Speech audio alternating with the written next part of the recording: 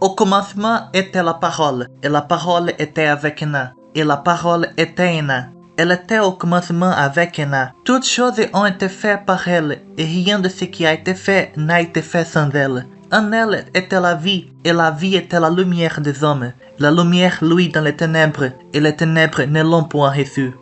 O objetivo do homem é a felicidade. Nós existimos no mundo para possuí-la. E na visão de Sunday, essa felicidade só poderia ser alcançada se cada ser vivo possuísse seu próprio mundo, enclausurados em gaiolas como pássaros que tiveram seus direitos irrevogáveis de voar retirados. Tudo pela máxima de que o forte defende o fraco.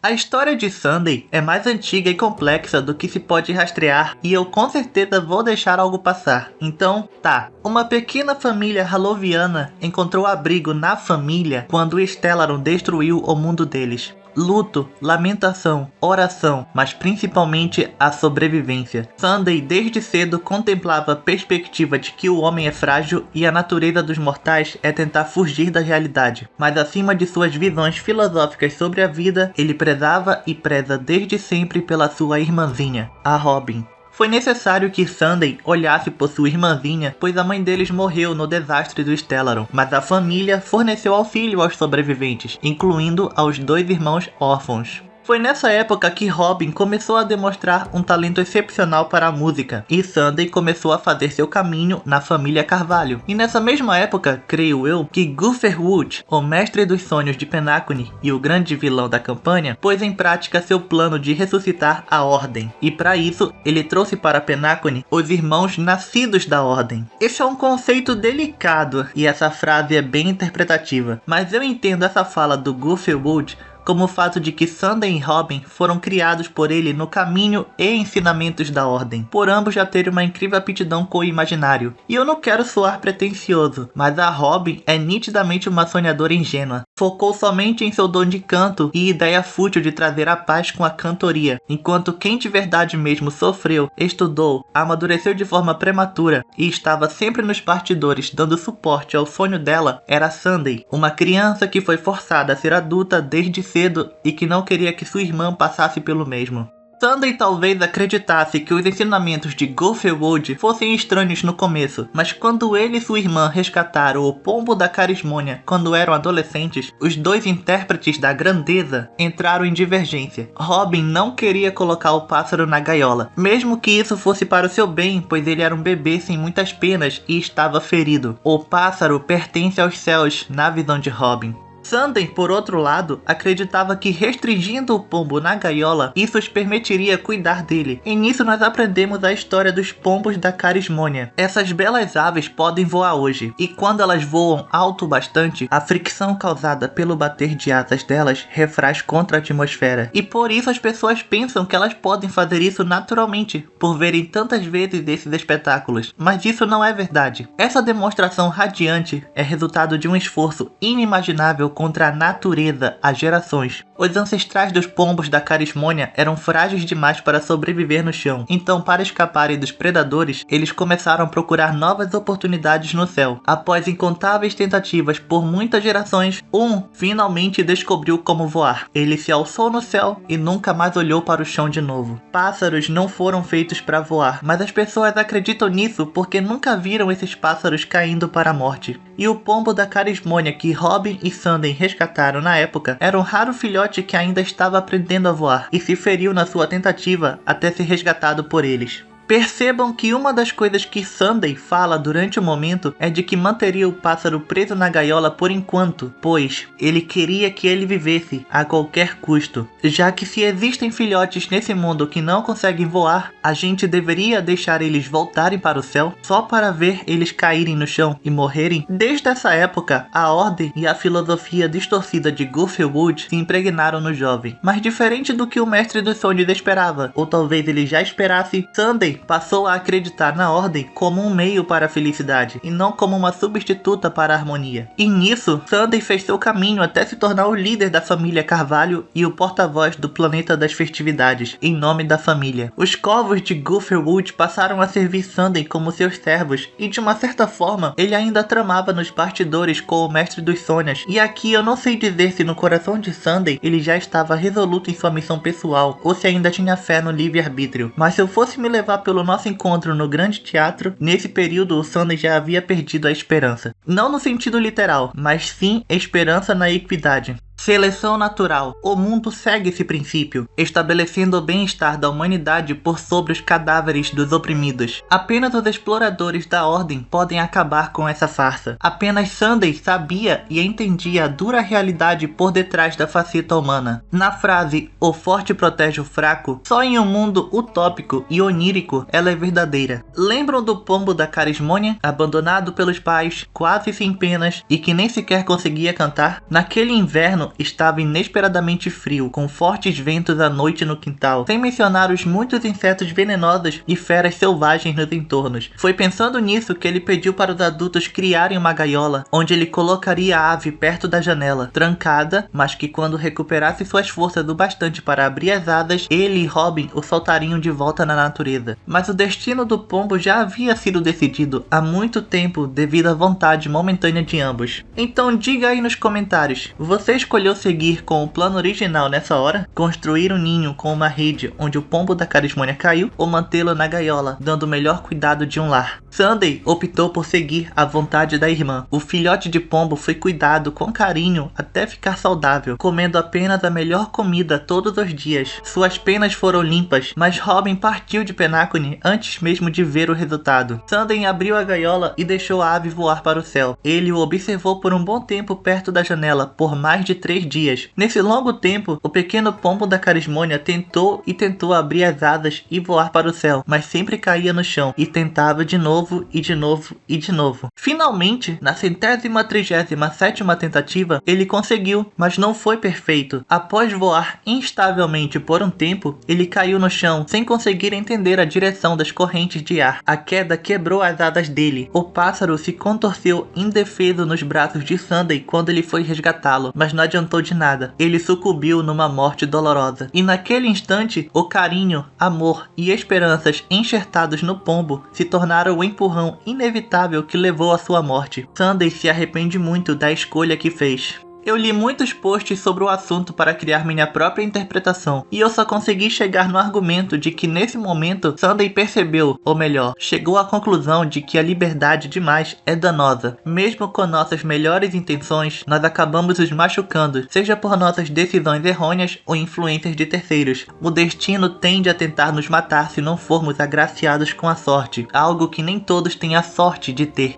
Mas no futuro, quando ele foi nomeado Melodia de Bronze, antes de ser o líder da família Carvalho, Sunday experimentou outro momento que transformaria sua vida. Foi durante esse período que ele pôde ouvir vozes de todos os cantos do mundo onírico: alegria, tristeza, arrogância, arrependimento. A tapeçaria complexa da natureza humana que formou o mundo. Um caçador de sonhos que estava ilegalmente no mundo onírico foi procurar o Melodia de Bronze em busca de sua ajuda, com fé que a benevolência da família Carvalho o ajudaria a lidar com a família Cão de Caça. Ele confessou ao Sunday que foi para Penacony buscando uma vida melhor, pagando com tudo o que tinha. Ele vendeu tudo que possuía: a casa, as terras e até mesmo seus 2 filhos. Ele alegou que pelo menos eles poderiam comer algo enquanto vivessem como escravos, mas que quando realizasse o seu sonho de se estabilizar, ele compraria os filhos de volta. Sunday ficou tocado com a história e imediatamente pediu para a família Cão de Caça que não perseguissem mais o homem. Desse modo, pelo menos, ele poderia viver pacificamente. Nas palavras do próprio Sunday, ele era muito inocente na época e não entendia como o mundo funcionava. Ele não antecipou as consequências terríveis que seu gesto bondoso geraria.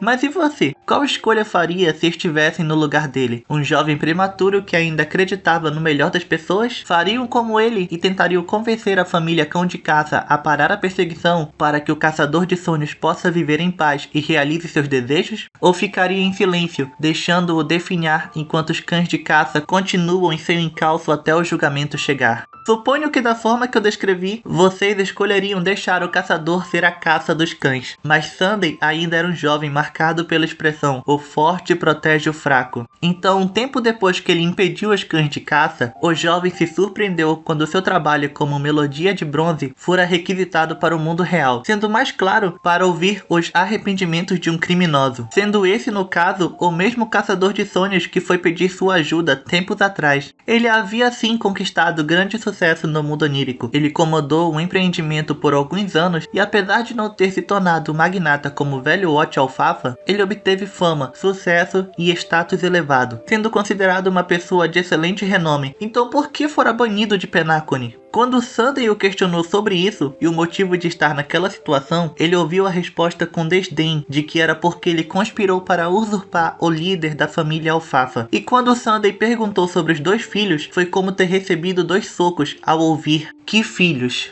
Mais uma vez, quando seu coração se alinhou à harmonia, a boa ação que ele ousou fazer não teve valor nenhum, tornando-se em vez disso um erro. Ele criou um opressor lamentável e inúmeros indivíduos oprimidos. Lembram que eu disse que provavelmente Sunday tinha perdido a esperança? Com essa segunda história sobre o seu passado, eu volto nesse assunto. A equidade e ideologia de que todos são bons em seus corações que a família prega caiu por terra quando Sunday a seguiu e viu o resultado. O forte defendeu o fraco e esse fraco se revelou um lobo em pele de cordeiro que se tornou um forte que explorava os fracos. E nesse momento, Sunday, que explorava de forma igual o caminho da ordem e da harmonia, percebeu que a ordem fazia mais sentido que Chip. Mas a gota d'água ocorreu no dia em que ele foi nomeado chefe da família Carvalho. O Goofywood já era um mestre dos sonhos, e foi ele quem optou por revelar a verdade aterrorizante a Sunday sobre sua irmã. Vocês lembram que eu disse que Robin abandonou Penacony em dado momento, né? Não vou me prolongar muito, mas ela queria se encontrar ao perceber que seu sonho infantil de cantar para curar não funcionava da forma que ela esperava. Diante de um verdadeiro desastre, as canções não têm utilidade. Nós cantamos para aplacar aqueles no poder ou para esconder o sofrimento e dar falsas esperanças ao povo. Então, em uma de suas viagens, ela foi parar em Casbelina 8, um planeta onde uma guerra civil se instaurou. Ela escolheu esse mundo pois queria provar para si mesma que a harmonia pode sim ser espalhada através de boas ações e salvar vidas. Em um ato máximo, Robin foi para as linhas de frente pessoalmente. Ela esperava aplacar o sofrimento das pessoas com a música e estava disposta a enfrentar um perigo mortal para entregar os suprimentos da CPI.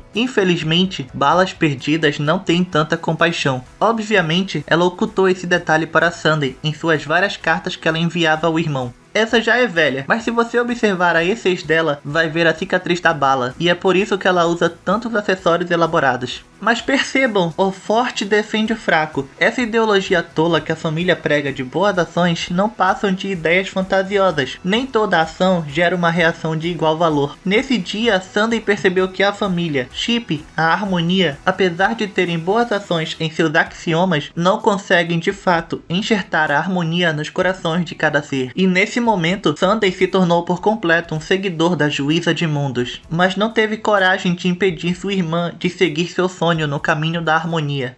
O forte não deve proteger o fraco. Não, o forte deve governar o fraco. Assim como Ena, desde o início dos tempos, após as guerras do crepúsculo, governava o universo com ordem absoluta. Mesmo em seu ato máximo de sumir com Ouroboros após o desastre do enxame, seus sinais e couro não desapareceram. Mesmo após ter sido assimilada por Chip, traços sutis da ordem ainda ecoam dentro da harmonia. E usando essas cordas, Sunday criaria um mundo onde não existiria sequer o conceito de infelicidade, como um pai que segura na mão do filho e o ensina como ter uma vida feliz. A seleção natural não teria vez nesse mundo criado por Sunday. A natureza, onde sempre a predação e sacrifício é a antítese da ordem.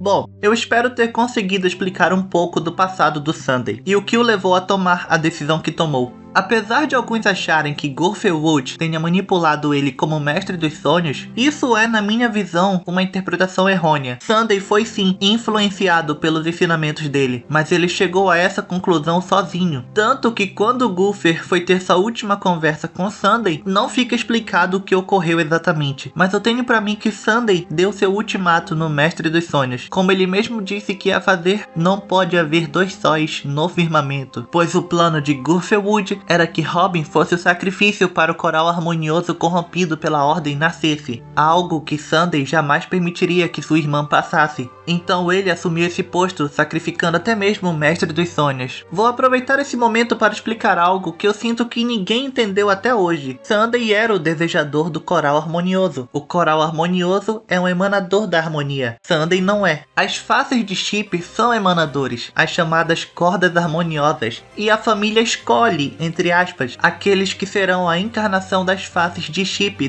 durante o festival Carismonia. Então alguns jogadores pularam os diálogos e dizem que a Robin é uma emanadora, e isso é bizarro, cara. O Wood queria sim que ela cantasse para a Ordem e fosse o catalisador para invocar o coral harmonioso corrompido, o que tecnicamente a tornaria uma emanadora que seria controlada por ele, mas Sunday interveio e assumiu o posto de Dominicus, desejador do coral harmonioso, não só para salvar sua irmã, mas como eu acho que levei uns 15 minutos para contar a história, ele tinha seus próprios planos. Aí você se pergunta então, ué, como Sunday não perdeu o controle e foi corrompido? Bom, eu tenho pra mim que por ter descoberto a trama do Stellarum há mais tempo, ele usou esse objeto como canalizador, e por já ser um explorador da Ordem, ele naturalmente tinha mais familiaridade com as cordas de Hiena. Então eu tenho pra mim que graças a isso, ele não só se tornou um emanador da harmonia, mas conseguiu também, enquanto lutava com a gente, criar o embrião da filosofia. E isso responde outra dúvida: como não só tancamos o emanador da harmonia, mas também o derrotamos? Eu não vou criticar ninguém aqui, porque as animações, a trama, os diálogos, a lore, a gameplay nesse momento eram puro cinema, e era o plot principal. Então ninguém parou pra pensar nisso, mas o coral harmonioso não estava em seu 100%. Tirando o fato de que enquanto lutava com a gente, o Dominicus tinha que manter conectadas e vivas as mentes coletivas do sistema Asdana, manter o sonho de Hiena vivo, criar o embrião da filosofia, sustentar o mundo onírico do golpe espiritual de Boot Hill que invocou as vontades indomáveis dos Vigias da Galáxia para balançar o núcleo do sonho, Robin, que usando a discórdia causada pelo livre-arbítrio do desbravamento, afinou as cordas da harmonia que o Dominicus usava para guiar as pessoas de volta à realidade, e para fechar o cerco de verdade, Acheron, outra emanadora tão poderosa quanto Dominicus, naquele momento estava canalizando toda a sua inexistência para dar o golpe final no sonho de Hiena. Acho que deu pra perceber que foi necessário ações sequenciais e timings específicos para derrotar um emanador que não devia nem sequer estar usando 10% do poder dele contra nós. E ainda assim teve outro fator crucial, a própria deusa da harmonia. Afinal, por que Chip não interveio? A Ordem está dentro do seu caminho, e a família e o sistema Asdana englobam a harmonia. E aqui vai ser uma opinião pessoal minha mesmo. Chip apoiava Sunday, e apoia até hoje. Olha só. Em nenhum momento Sunday quis matar alguém, roubar, usurpar, fazer qualquer tipo de maldade ou coisa do gênero. Pelo contrário, ele até mesmo pretendia se sacrificar para ser o alicerce dos mundoníricos utópicos de todos no sonho de Hiena. Existe boa ação mais filantrópica que essa? E como você já deve saber, o universo não passa de um tabuleiro de xadrez dos íons. Talvez, ao nos abençoar, na verdade ela queria observar qual das forças ia vencer, o sacrifício altruísta ou o livre-arbítrio do desbravamento. Chip até mesmo dá a entender no desastre do enxame sentir saudades de Akvili. Quem sabe ela talvez esperasse que o íon do desbravamento reaparecesse ali. Tá. Eu não queria fugir muito do tema, donc désolé. Mas você deve estar se perguntando então o que aconteceu com o Sunday ao final de tudo isso, ao final da sua derrota impossível. Você deve ter visto a cena da Jade conversando com ele após o 8º dia. E se jogou ainda mais, sabe que o motivo dela ter ido lá foi porque a Robin negociou com a Jade para ela impedir a irremediável execução de seu irmão nas mãos do Centurião Eterno. E se você interpretou os diálogos direito, apesar do Sunday ter recusado a caridade da Jade, ela o fez mesmo assim, até porque ela já tinha recebido o pagamento da Robin. Então eu encerro esse vídeo com uma teoria bem teórica mesmo. Jade quer se reunir com os caçadores de Stellarum em nome de Diamante. Há rumores de que Sunday vai entrar para os caçadores de Stellarum. Jade libertou o Sunday da prisão da família. Logo ele se tornaria um procurado tanto, igualzinho os caçadores. Bom, é isso por hoje. Se inscreva no canal e obrigado de verdade ao único membro do canal, Polone. É bizarro, cara, que alguém se disponha a se inscrever e tipo assim, tá tirando dinheiro do próprio bolso pra me dar, leque. Que bizarro, cara. Obrigado, jovem. De toute façon, fiquem firmes na inexistência e até a próxima.